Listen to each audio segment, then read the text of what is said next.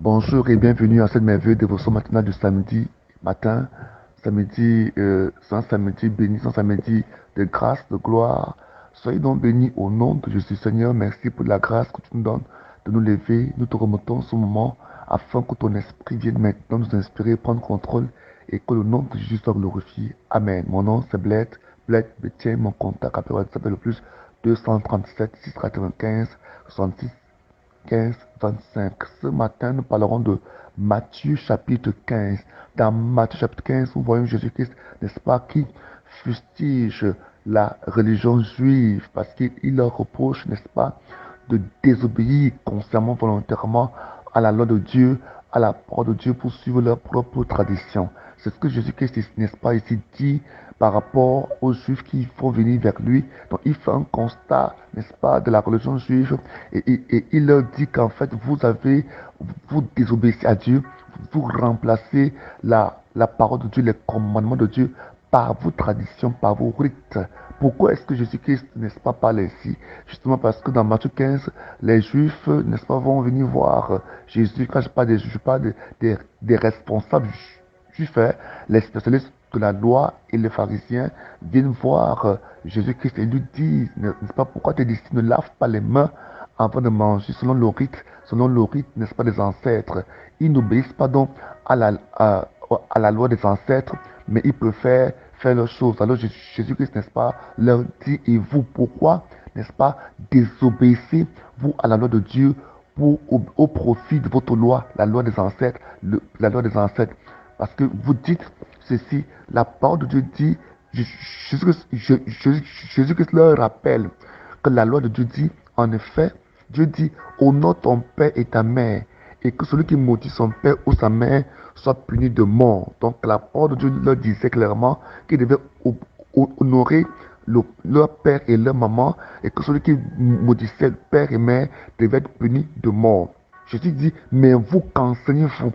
Qu'il suffit de dire à son père ou à sa mère, je fais offrande à Dieu d'une part de mes biens avec laquelle je devais t'assister, pour ne plus rien devoir à son père ou à sa mère. Ainsi, vous annulez la parole de Dieu pour, pour la remplacer par votre tradition. Hypocrite, Isaïe a fort bien dépeint, vous a fort dépeint dans sa prophétie. Ce peuple peut mon nom du bout des lèvres, mais au fond de son cœur, il est bien loin de moi. Le culte qu'il me rend n'a aucune valeur, car les enseignements qu'il donne ne sont pas des règles inventées par, ne sont que des règles inventées par des hommes. Vous voyez ici que Jésus-Christ, dès le premier siècle, n'est-ce pas, fustigé déjà ce comportement où, n'est-ce pas, le peuple juif à qui avait été adressé la loi, les commandements et les prophètes ne les obéissait pas, mais remplaçait la parole de Dieu par leur rite, par leur rituel et par la loi des ancêtres. Qui sont ces ancêtres?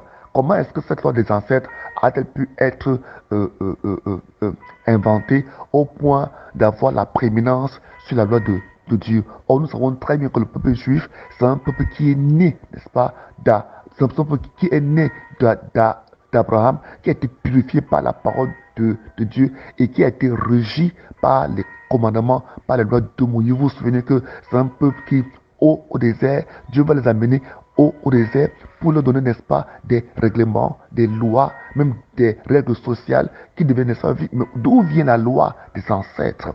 Voilà pourquoi ici, nous devons comprendre clairement que la loi des ancêtres, les rituels, n'est-ce pas, nous devons faire attention parce que ce sont des choses qui sont incrustées dans les vies des hommes et ont la capacité d'annuler la parole de Dieu au profit de la loi des hommes. Et Jésus-Christ ici met en garde, n'est-ce pas, le reste de l'humanité en prenant le peuple d'Israël comme étant un peuple témoin pour nous démontrer comment ce peuple au fil des temps, n'est-ce pas, a remplacé la loi de Dieu par leur propre loi. Quand nous examinons en profondeur, n'est-ce pas, comment ils remplacent avec beaucoup de subtilité, avec beaucoup de tact, avec beaucoup, n'est-ce pas, de ruse.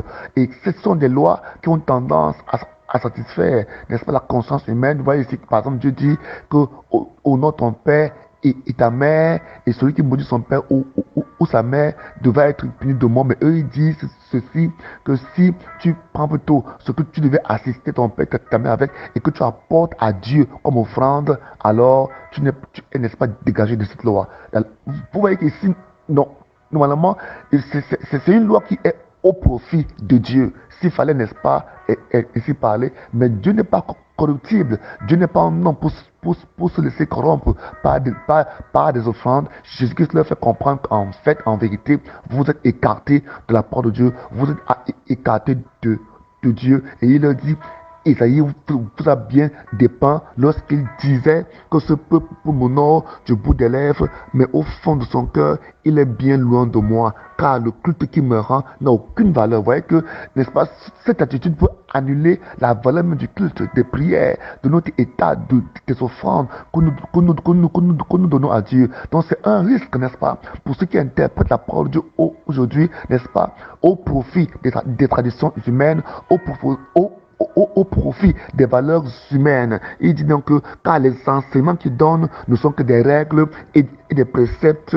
n'est-ce pas, inventés par les hommes. Vous voyez, c'est pourquoi Jésus va donc renchérir plus tard et il va dire que ce n'est pas ce qui, n'est-ce pas, entre dans le corps de l'homme qui souille l'homme, mais c'est ce qui sort de l'homme qui souille l'homme. Parce que eux, ils pensaient que, n'est-ce pas, la pureté de l'homme est est externe. Voilà pourquoi ils mettaient beaucoup plus l'emphase sur les purifications extérieures. Mais Jésus va leur ramener à l'ordre et va leur dire ce qui rend l'homme impur, c'est ce qui sort de l'homme, c'est ce qui sort de son cœur. Les pensées impures, n'est-ce pas, les mensonges, les adultères viennent du fond du cœur. Et, n'est-ce pas, on va voir comment dans le même texte, n'est-ce pas, il va apprécier la foi du non-juif pour démontrer que ceux à qui on croyait même que la parole n'est pas destinée, ceux qu'on croyait qui sont véritablement rejetés, c'est eux que Dieu pourra accepter. Ce sont eux-mêmes qui sont certainement agréables à Dieu. Parce qu'on voit cette femme